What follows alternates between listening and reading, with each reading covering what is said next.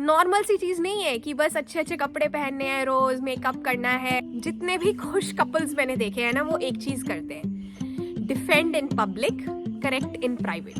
देखा है specially girls को, लेडीज को क्रिप करते हुए, कंप्लेन करते हुए कि शादी के बाद ना उनका ये छूट गया, शादी के बाद उनका वो छूट गया। Marriage is part of life, not your entire life. क्या शादी करना जरूरी है?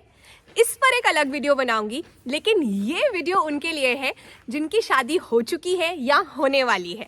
नमस्ते, चटोरी चेतना में आपका स्वागत है। और इस वीडियो में मैं देने वाली हूँ कुछ टिप्स अपने एक्सपीरियंस के बेसिस पर हैप्पी मैरिड लाइफ के लिए। तो वीडियो शुरू करते हैं। सबसे पहली चीज और बहुत जरूरी बात है, ये अपना 17 इयर्स का मैरिड लाइफ का एक्सपीरियंस है, जिसके बेसिस में मैं आपको ये बात कह रही हूँ। आजकल की जनरेशन के लिए तो ये बहुत इंपॉर्टेंट है। ये ना कोई रेडीमेड पकी पकाई खीर नहीं होती है। आप इसे एक गार्डन की तरह ही सोचो। पहले आपको उसे जो है बहुत देर उसे नर्चर करना पड़ता है, सब्र दिखाना पड़ता है, रोज सुबह उस पर काम करना पड़ता है, फिर ही सुंदर सा गार्डन बनता है ना। उसी तरह से मैरिज में भी ऐसे ही है। आप कोई भी चीज को फोर्स नहीं कर सकते। आप अपने पार्टनर को भी फोर्सफुली चेंज नहीं कर सकते। कुछ चीजें ग्रेजुअली होंगी, जब वो भी रियलाइज करेंगे, आप भी रियलाइज करोगे कि अब इस लाइफ को चलाने के लिए हमें अपने अंदर क्या क्या चेंजेस लेकर आने पड़ेंगे, तो फिर अपने आप वो चीजें होंगी। लेकिन अगर आप ये कहो कि यूं चुटकी बजाकर हो जाए, या मैं शादी ही ऐसी जगह करूंगी या करूंगा जहां ये हो ये हो ये हो, क्राइटेरियाज है ना, तो बहुत गड़बड़ हो जाएगी।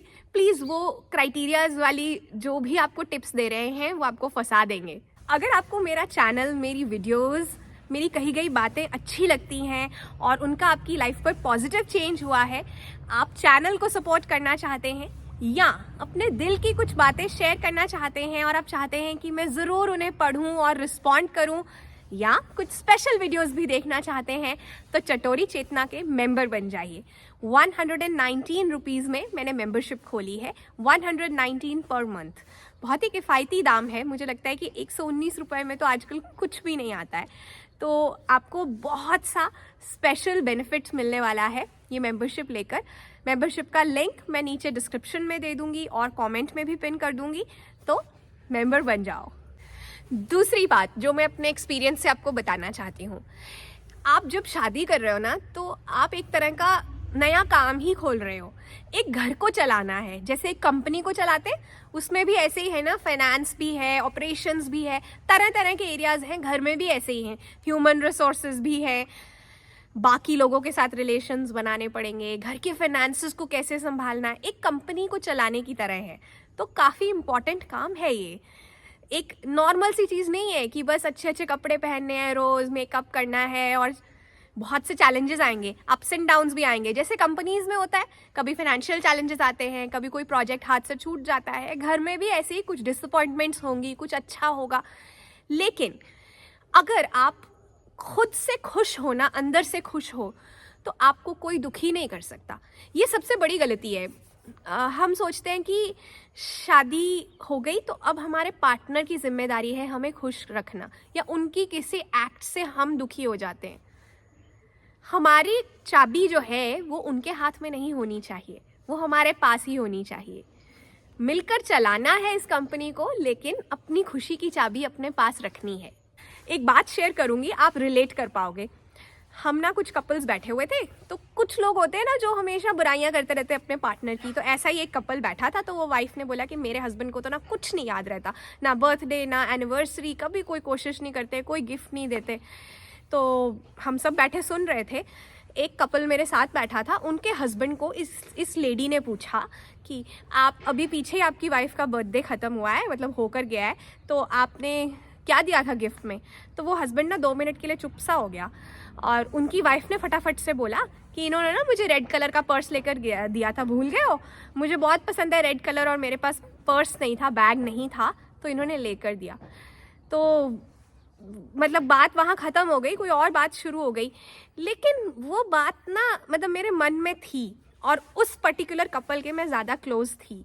मैंने बाद में प्राइवेटली वो वाइफ को, वो लेडी को पूछा, मेरी फ्रेंड को, कि जब आप पूछा गया था आपके हस्बैंड को गिफ्ट के बारे में, तो वो चुप कर गए थे और आपने बोला, और मुझे ना उनका एक्सप्रेशन दिखा था। तो उन्होंने मुझे एक बहुत अच्छी बात कही।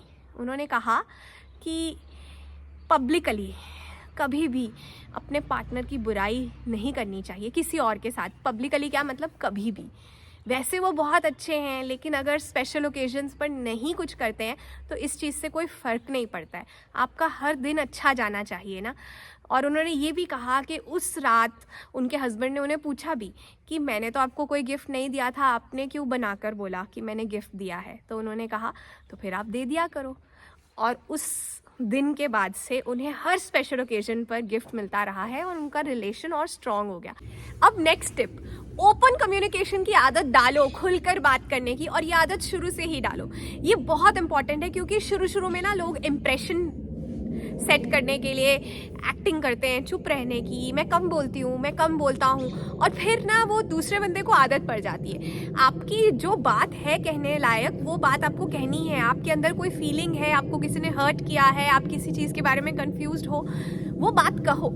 चाहे शुरू में दूसरी साइड से हो सकता है आपको पॉजिटिव रिएक्शन ना मिले या थोड़ा बहुत कलेश भी हो, इट्स ओके। सब तरह का जो माहौल है उसके आदी हो जाओ। आपने इस चीज़ की तरफ जो है सच्चा रहना है कि ओपन कम्युनिकेशन सच में बहुत ज़रूरी है एक मैरिड लाइफ को सही तरीके से चलाने के लिए। बस इस बात का ध्यान रखना है कि ओपन कम्युनिकेशन के चक्कर में, खुलकर बात करने के चक्कर में डिसरिस्पेक्ट नहीं होनी चाहिए। आपको आदर जो है वो करना है, एक दूसरे की इज्जत करनी है। रिस्पेक्ट मुझे लगता है कि प्यार से ज़्यादा इम्पॉर्टेंट है। Respect is more important than love in marriage. ये जो रिस्पेक्ट है ना, यही आपके रिश्ते को लंबा चलवाती है, क्योंकि और इससे भी ज़्यादा इम्पॉर्टेंट तो सेल्फ रिस्पेक्ट है, बहुत इम्पॉर्टेंट है। पहले आपको खुद की इज्जत करना जानना है और खुद के लिए भी जो है स्टैंड लेना आना चाहिए, फिर ही आप किसी और की इज्जत कर पाओगे। सोच के देखना। नेक्स्ट बात, मेरे एक्सपीरियंस के बेसिस पर जितने भी खुश कपल्स मैंने देखे हैं ना, वो एक चीज़ करते हैं, defend in public, correct in private. अपने स्पाउस को, अपने पार्टनर को, अपनी पत्नी या अपने पति को पब्लिकली जो है वो उन्हें प्रोटेक्ट करते हैं, बचाते हैं। लेकिन प्राइवेटली अगर उन्हें किसी बात से डिसएग्रीमेंट है या उनके पार्टनर से कोई गलती हुई थी तो वो प्राइवेटली बताते हैं। देखो सिंपल सी बात है, मैंने कहा हम एक कंपनी चला रहे हैं, घर पूरा चलाना एक कंपनी से भी बड़ी जॉब है।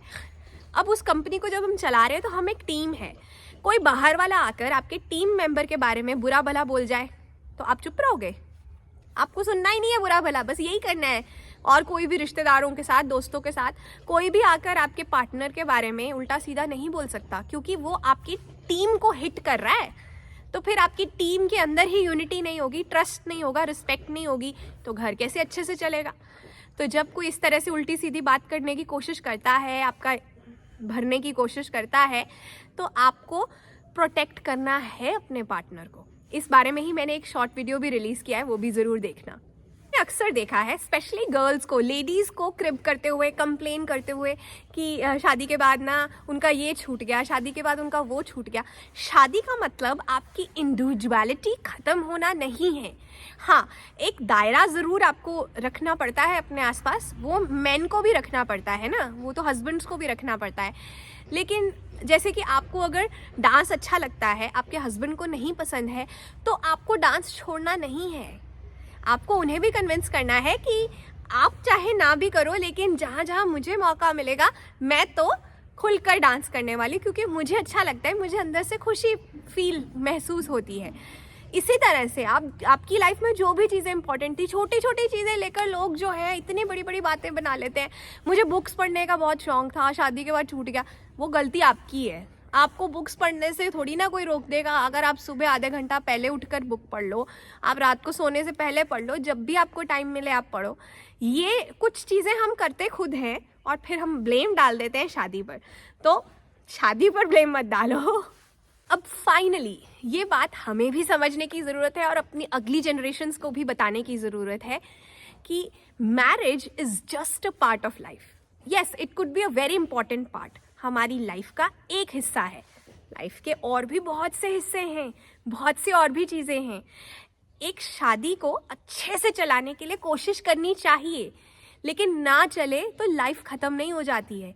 ये समझने की ज़रूरत है और यही बताने की भी ज़रूरत है नेक्स्ट जनरेशन्स को। एज अ सोसाइटी ये ज़रूरी है कि हम सब हेल्दी रहें, ना कि किसी भी हालत में शादी को चलाया जाए। समझ गए ना मैं क्या कहने की कोशिश कर रही हूँ?